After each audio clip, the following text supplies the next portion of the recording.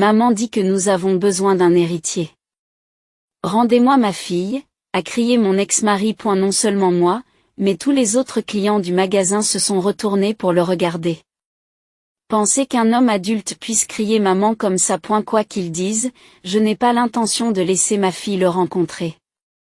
Alors que j'avais décidé de ne plus jamais revoir mon ex-mari, je suis une mère célibataire avec une fille de 18 ans. C'est l'enfant précieux que j'ai eu de mon mariage avec mon ex-mari. Lorsqu'elle est née, nous étions vraiment heureux. Cependant, ma belle-mère a commencé à me harceler et mon mari ne m'a jamais défendu. De plus, mon ex-mari s'est déchargé sur moi de toutes les responsabilités liées à l'éducation des enfants et avait une liaison. J'en avais assez d'un tel mari, alors que notre fille n'avait que 5 ans. J'ai décidé de divorcer. La période qui a suivi le divorce a été incroyablement difficile. Bien que j'ai exigé de mon ex-mari et de sa maîtresse une compensation pour leur liaison, ils n'ont jamais versé un centime et nous avons toujours eu du mal à joindre les deux bouts. J'ai dû faire endurer beaucoup de choses à ma petite fille. Sentant peut-être mon inquiétude, elle ne s'est jamais montrée gâtée. En grandissant, elle est devenue une enfant si gentille et si bonne. Aujourd'hui, ma merveilleuse fille a été acceptée dans une université prestigieuse. A eu cours des quelques 13 années qui se sont écoulées depuis que j'ai divorcé de mon ex-mari, nous avons traversé tant d'épreuves, mais le fait de voir ma fille grandir tout près de moi m'a rempli d'une profonde émotion. Alors que j'étais terriblement angoissée au moment du divorce, avec le recul, je ne garde que des souvenirs heureux.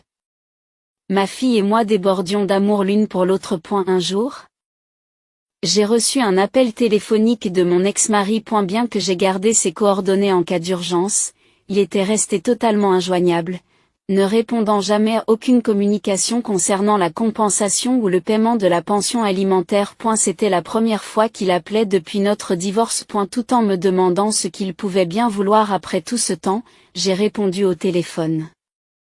Il parlait de manière décontractée, ne montrant aucun signe de remords pour le passé. Bien qu'exaspéré par son attitude, je lui ai demandé ce qu'il voulait, espérant en finir rapidement. Eh bien, vous voyez, j'aimerais rencontrer notre fille, a-t-il répondu. Mon esprit est resté vide pendant un instant.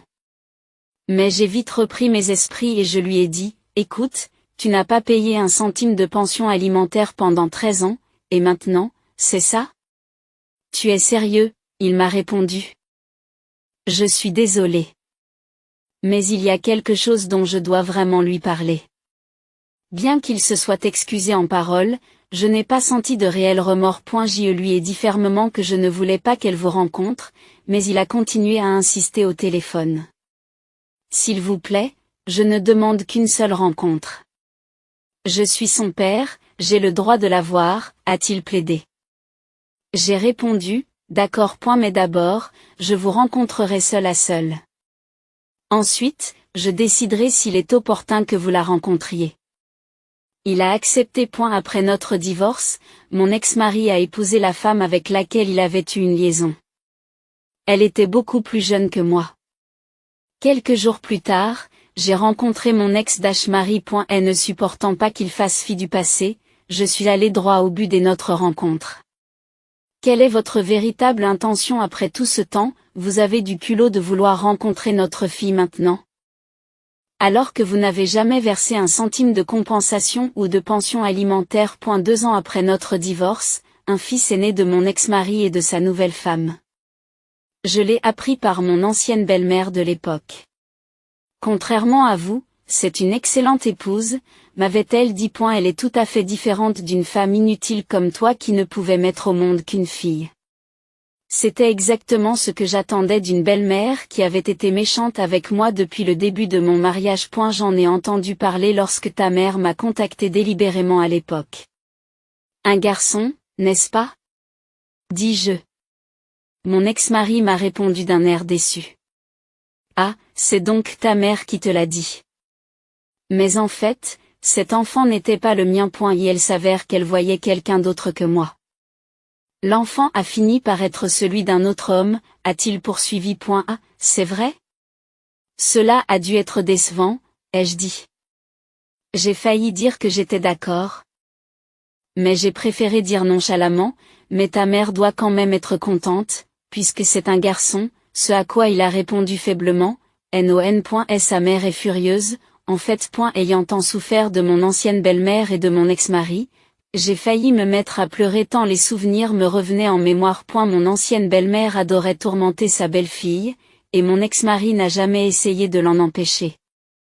Même après que j'ai donné naissance à notre fille, elle a continué à faire des commentaires irrespectueux sans hésiter. Elle disait à quel point elle était déçue que ce soit une fille, ce que nous allions faire pour avoir un héritier, et se demandait même si le bébé était vraiment l'enfant de son fils. Lorsque j'en ai parlé à mon mari, il l'a balayé du revers de la main en disant « La mère ne veut pas faire de mal.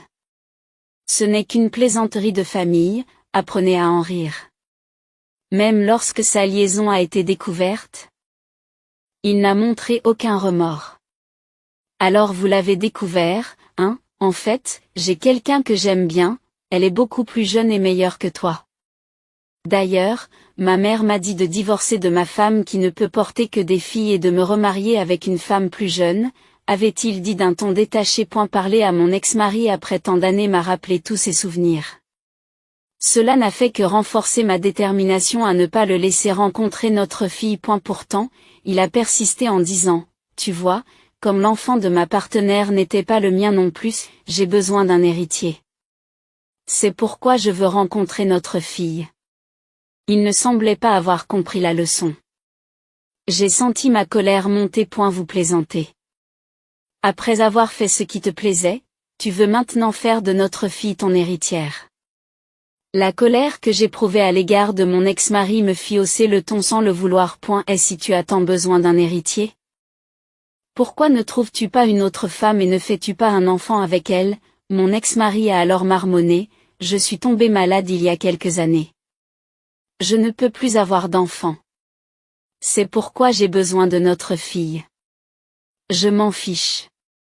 Notre fille ne veut probablement pas te voir de toute façon, alors laisse tomber cette histoire d'héritier. J'ai commencé à me lever, mais mon ex-mari m'a attrapé le bras avec une force surprenante. Maman dit que nous avons besoin d'un héritier.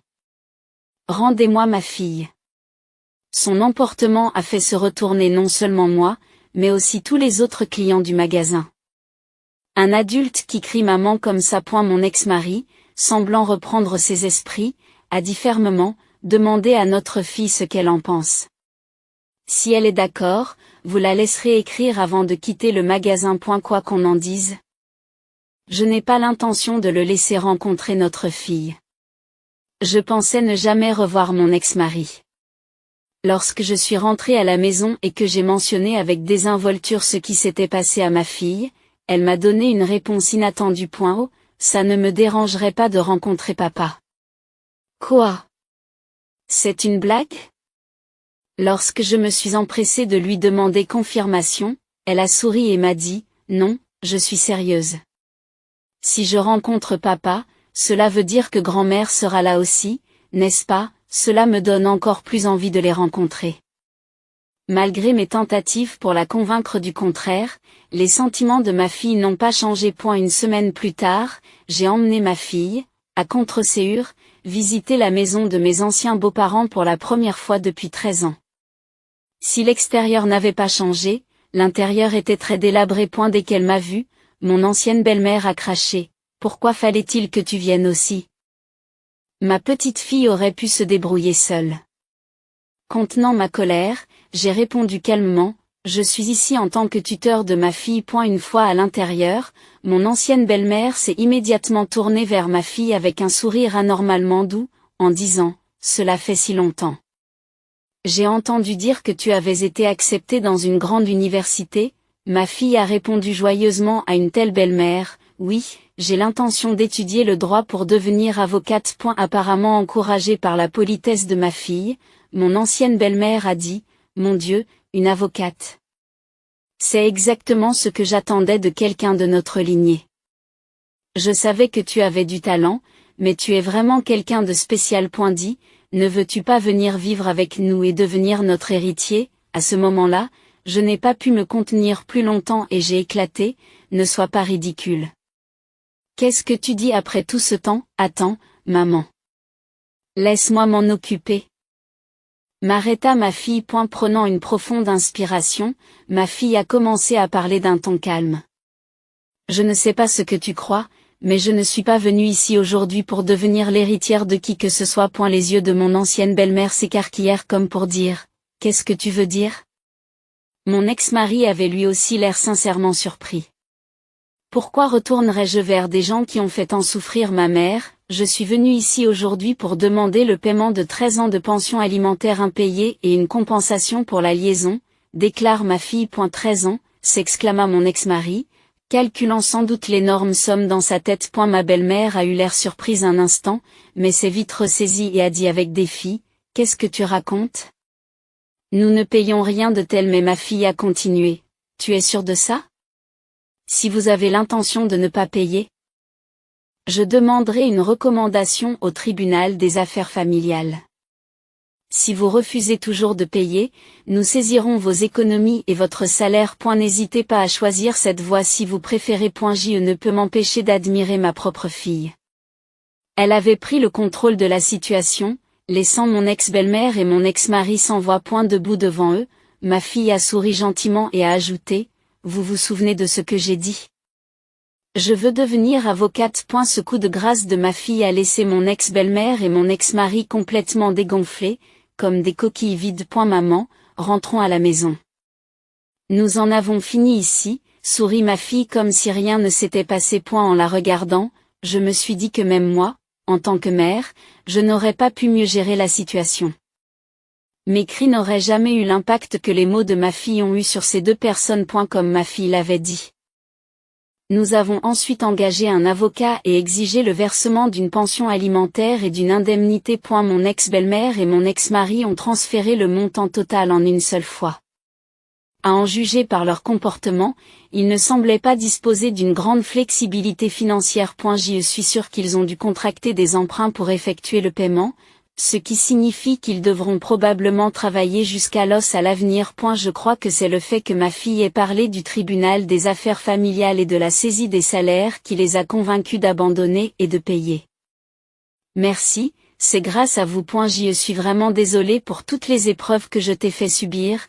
J'ai exprimé ma gratitude et mes excuses à ma fille. Elle m'a répondu d'un ton un peu énervé, « Oh, arrête, c'est de l'histoire ancienne. Je suis ce que je suis aujourd'hui grâce à toi, maman. Plus d'heures supplémentaires, d'accord? Prends mieux soin de toi. » Ces paroles m'ont fait monter les larmes aux yeux. Elle est vraiment devenue une personne merveilleuse. Plus tard, j'ai reçu un message absurde de mon ex-mari qui me disait, « J'ai tout payé, recommençons à zéro. » Je n'ai pas pris la peine de répondre et j'en ai profité pour bloquer tout contact avec lui. En regardant mon ex-mari, je me suis rendu compte qu'il y a des gens pitoyables qui, bien qu'adultes, ne changent jamais, même après des années. En revanche, ma fille continue à devenir une personne de plus en plus merveilleuse. En la regardant de près, je suis profondément reconnaissante d'avoir donné naissance à cet enfant.